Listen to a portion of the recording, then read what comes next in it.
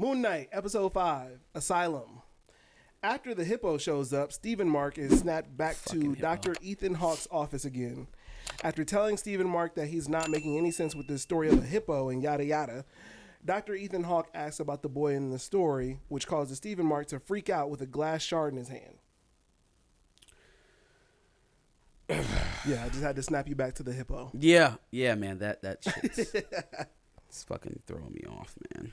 Yeah, the where we left off was just so, I guess, sudden in this whole new reality, or they tipped their toe into fatal violence, and they immediately had to smear it with happy-go-lucky, laughing, giggling hippo.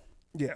You know, like we just dipped our toe into some actual risk for our main protagonist in terms of fatality, right? And then you smear it with the bubblegum stuff, you know? Mm-hmm. Tonally, it feels weird, and I think that's why there's so much mixed reaction to some of the bigger moments in Moon Knight so far. It's like, if you are used to and you're content with the Marvel mold, then this is great. It's great. They're giving you just enough different to say that this is something edgy, you know? No. If you've been expecting Marvel to continue to climb, your patience is starting to wear thin because they're not pushing the envelope. They're not. In terms of the jump skips or the, you know, the flashbacks into the office and stuff like that, I thought it was pretty obvious right away that they were still in Mark's mind. Yeah. I thought that was fairly obvious.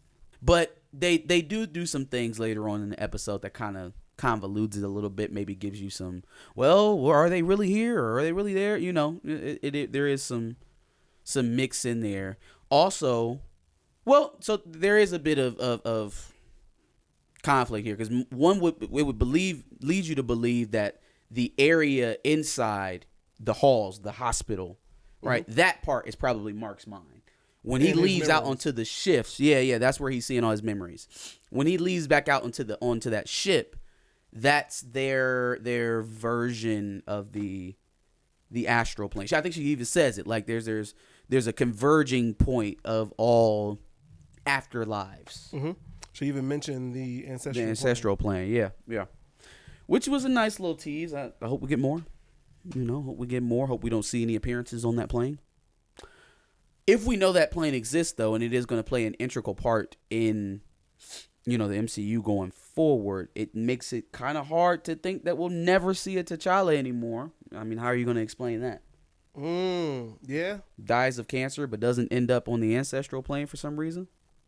Yeah. If he dies of cancer, you know, I don't have no scoops, but. Or dies of any illness or whatever. Yeah. Stephen Marc gets drugged and transported back to the scene with the hippo. The hippo told him that he is indeed dead after being shot, which we kind of went over. According to Stephen, the hippo is Taweret, the hippo god, here to guide them through the Egyptian underworld. Strange enough, Marc is the only one that saw Dr. Harrow, because after mentioning him, Stephen was completely confused. Marc burst through the doors where he originally saw the patients before, but now it is in fact the Egyptian underworld. Yeah. Taweret weighs the hearts of Stephen and Marc on the scales of life to decide whether or not they get to go to the field of reeds, aka paradise, which is oddly reminiscent of Amit's scales. Stephen Marc's hearts don't weigh more or less than the feather, meaning they're not full, and so they have to go through the psych ward to find what will make them full. Which, okay, if I could draw a similarity back to this entire episode. So this was episode 5 of 6 episodes for Moon Knight. Mm-hmm. At episode 9 of WandaVision, Agatha Harkness takes control of Wanda and walks her back through her memories to help her through this trauma. We've been through this exact same thing. Episode 4 or 5 of Falcon and Winter Soldier, Bucky has that transformative moment where he finally, you know, talks about the fact that he killed his friend that he was getting the sake and sushi with every day.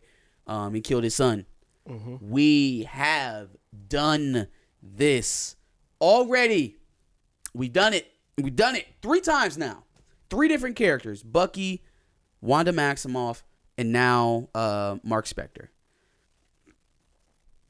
Just give me a comic book movie, man. Just give me comic book action. Give me fights. Give me danger. Give me heroics. Give me comic book content. And stop using the same plot devices. I'm getting irritated by it because now it feels like a virtue signal. It doesn't feel honest. It doesn't feel genuine the way that it felt in WandaVision, because that was the first of the Disney Plus shows, and it felt so genuine because a lot of TV shows were not working emotion like that. They weren't pulling on the grief, chords like that so viscerally. But now it seems more and more that that's the formula. Let me just make you cry in a superhero movie and it's going to make millions. And it makes that first time way less special. There are enough soap operas on TV. I don't it's not doing it for me. Yeah. It's not doing it for me. And I understand that these characters, a lot of their origin is built up on trauma. And so you have to kind of work through that. Did it need to take 25 minutes out of the 42-minute runtime to do Mark's catch-ups? I don't think it did. I just don't. Because we didn't get anything out of there that we didn't suspect. Outside of the stuff about his brother. That stuff was key. And then, obviously his mom. But it's like it kind of took a very long time to get through all that shit. And for it to just be showing up in episode 5 of 6 is a little wild too. Yeah, it's like we've had a lot of space to kind of start putting those flashbacks in strategically. To not make this as long as it was. Did we have to take an entire episode for them to be out of reality for us to see why Mark and Mark and Steven are the way that they are? Like, should we be finding all of that out in the episode before the finale? Because now you have questions to answer and you have to do them all in this last episode. I don't know why that is just the quintessential thing to do. Let's drag our feet. Big reveals, drawn out. Now we got to tie everything off. It's a mad dash to tie everything off. The worst part is, since we know we don't get this, now that we've seen the full episode, I thought with them going back into the psych ward, we would eventually get the third personality. Bushman, for sure. I think either Mark he's blocked off that part of his memory. Because there were okay, so when Mark created Steven, right? He made it so that Steven didn't have to know or experience the bad things about his mom or whatever would happen in his life, about his brother and all that other stuff. So what if Bushman could do the same thing as a personality, could do the same thing to Mark? Is it Bushman or Jake Lockley is what I've been seeing. So Bushman, he's the Bushman that they talk about in the show. He talks about him as if he was his boss, this crime lord. Okay.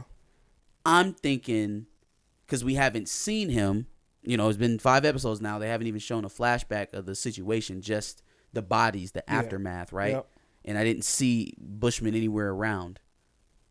So is that just another personality of Moon Knight, and he's just blocked it off from Marc Spector to know? It as a crime other guy. Yeah, exactly. He's giving him just the pieces that he needs to continue on. That makes sense. Because who's in that red sarcophagus? Right. And I figured they would go back to that, but they didn't. They never did. We just spent the last 20 minutes crying. But what was the point of showing? Well, I guess at some point they can always go back to that, but I just thought it was weird that they showed it and then we've got nothing yet. Okay. So Steven and Mark end up hearing a boy's voice yelling for help, and they stumble upon a room of dead bodies that Mark has accumulated in the name of Khonshu. Well, they weren't dead. They were shown as zombies, I think, but they were in this room full of people that, Mark had, like I said, accumulated. My boy been doing work. Bodies. Winter Soldier who? Right. So a little boy runs out of the room, and Steven goes to follow him. Eventually, Steven stumbles into a memory that Mark has that he doesn't, of a younger brother. which we mentioned. In the memory, Marc was tasked with watching over his little brother as they went out adventuring. His little brother even calls him Dr. Grant. Marc is yelling at Steven to get out of the memory, but fails, and Steven sees his younger brother die in what appears to be a cave as the water rose too high, and his brother died. Did you see the bones on the ground? Khonshu? In the shape of Khonshu. Mm-hmm. It would be... I think it would be pretty in line, for, at least from what I've read, in the Zeb Wells run of Khonshu, for him to manipulate somebody in that way. Yeah. But I don't know. Because then it also runs counter to his whole protecting the innocent or protecting the travelers of the night thing. That goes into the question of sacrificing one for many. It could be. So that maybe he knew, maybe he saw Marc from afar and was like, but I need all of them. Yeah. Like I see it in there. It just hasn't come out yet. I need to break him so that I can use him. Mm-hmm. And not would only that have led to him but killing break his father? mother to lead to what she him being doing. ostracized, and now he's out.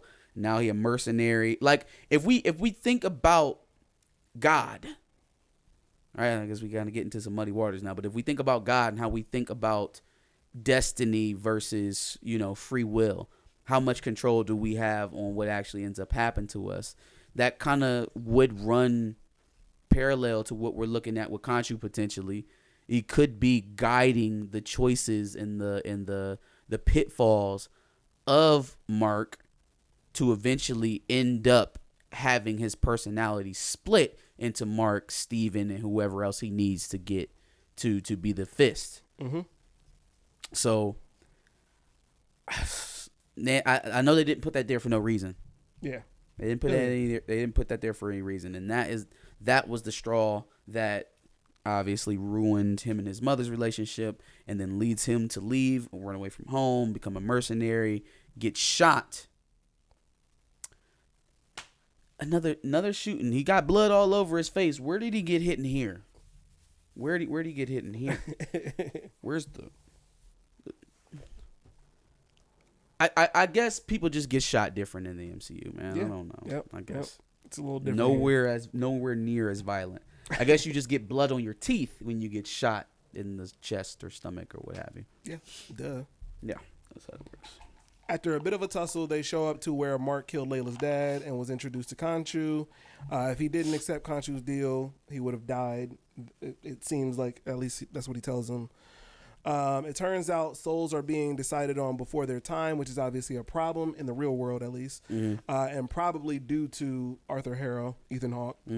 Steven and Marc are hoping to speak to Khonshu again, but Khonshu's obviously cemented. Imprisoned. Yeah.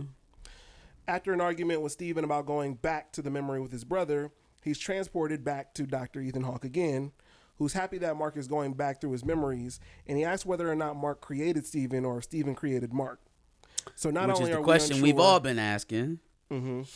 So not only are we unsure what is reality in this case, whether it's Dr. Ethan Hawke or everything we're seeing in the Egyptian underworld, we still don't know which character is the main character at this point. So, yeah, no, it was definitely the question of the hour. As soon as we fleshed out the fact that there was two of them, immediately we're like, all right, so who's the real one? Who's the one? Yeah. Who's him? Yep. We don't know which character is the main character until we see a young Marc go through his first transition into Steven Grant, someone he made up based off of a poster that was in his room, I believe. An explorer, yep. His Dr. mom, Steven Grant. Yep. His mom comes in and beats him, and Steven doesn't get to go through that. Steven has basically been living a lie this entire time. His mom was, abusive. She died a while back, and Steven wasn't privy to any of that. He's still thinking that he's talking on the phone with somebody. To his mom, yeah. So all these things are what actually happened to Marc, but obviously Steve has no recollection of any of it. Yeah. So then all of that stuff in the apartment makes a lot more sense now. The chain on the bed, the passport and the cell phone tucked away into the ceiling. Yeah. Why he was in London, who knows? Another job, maybe. I don't know. But all of the suspicious stuff that, Steven started to see and started to realize make a lot more sense now. Yeah. Yep. And all of this happened. His mom died only a couple months before what we're doing right now, where we are now. Yep. So that's where it's where he started losing control of the personality snaps. This time, instead of Marc, Steven gets transported into the office with Dr. Ethan Hawke. Steven is clearly having a hard time with understanding that his mother passed. Dr. Harrow offers to call her, and when he does, the line is dead. Just like his mother. Oh, my God. We then go to a flashback of... Marc outside of her funeral drinking from a flask. He decides to not go into the funeral and then breaks down in the street before turning back into Steven and then just walking off. Yeah. Which was, I thought it was a pretty good bit of acting from Oscar Isaac. No. Hey, no. Oscar Isaac's doing a fantastic job. Like, anytime you're playing multiple selves in a setup like this, really a cinematic setup. Like, I know this is a TV show, but they're basically shooting these things like movies. He's very immersive as an actor. I knew he would do a good job in the role. I haven't been in love with the creative direction of the writing. I haven't been in love with the risk that Marvel, or the lack thereof, that they're willing to take. But the least of which I have to complain about is the performance of Oscar Isaac or Kevin Bacon, the girl who plays Layla. Did you just call Ethan Hawke Kevin Bacon? I did just call Ethan Hawke Kevin Bacon because they're basically the same person. No, that's true. But Ethan Hawke is what I meant. Okay, so the gates of Osiris to the world above have been closed. The scales haven't balanced, so their time with Taweret has come to an end. And now the unclaimed souls are coming to claim Steven and Marc's. Yep. So then we get, I guess, a bit of an action scene. And while fighting off the souls, Steven realizes that he is essentially Marc, so he should be able to help Marc as he's getting jumped by all these souls. Let me ask a question. The first two souls that he hit, how did he hit them? I don't remember. He picked something up, right? And he swung it at him, or he... Yeah, but what was it? Whatever it may be. He didn't Goldberg spear them off the ship, did he? No, okay. He did not. All right. I'm just making sure that he knew that he could do something other than Swanton bomb off the deck. Do an RKO right off the... fuck? So, however, Steven, after fighting off the original souls, he fights this final soul and, like I said, RKOs him basically right off the boat, and accidentally throws himself off in the process. As Marc is yelling back at Steven to get back on the boat before Steven is frozen, we see some god-awful CGI. Because you saw how big the boat was. How is it that Marc is like half the size of the boat as he's looking back off the boat? That was like mind blowing to me. I'm like, what is going on here? Like, Marvel, come on. You spend so much time with the CGI that I would think this would look better. It's not always great, and it's because they overdo it. You know? And it that always bothers me because it's like, so what are we spending the money on? Because these budgets are crazy. Yeah. The budgets for these productions are nuts. So is it just all like salary for the actors? Like, I don't know, man. I think real world environment shots are the way to go. Yeah. Some of this stuff you have to use CGI. But then that challenges your set directors and your props people to put, realistic looking things and actually be committed to it, not giving up and saying, this is taking too long. We'll just CGI it all in. Yeah. Throw up the green screen. You know what I mean? Yeah. And I think in this case, they probably did it that way so that you could actually see Marc on this boat, but it just comes out looking ridiculous because this is a huge fucking boat. And he's half the size of it, at least. And it's just like, that doesn't look realistic. Yeah. I don't know. I just had a gripe with that. Finally, after obviously Steven gets frozen in the sands, Taweret basically tells Marc that now that Steven is frozen, the scales have balanced. Which is interesting because there was 2 hearts, now there's 1, and somehow... I mean, maybe that was the point. Like, he needed to exercise his crutch personality. Mm-hmm. Which I guess makes sense, but Sure. literally. But I mean, he's still. So, is he not there? Is he gonna wake back up because Steven's dead? Steven is the one who got shot, not Marc. Like, I'm still. I don't. Well, they were going to the Field of Reeds, I guess, to meet up with Khonshu. Well, no, they wanted the hippo, or they were trying to have the hippo get a message to Layla, right? That's right. Yeah. So that she could free Khonshu. That's right.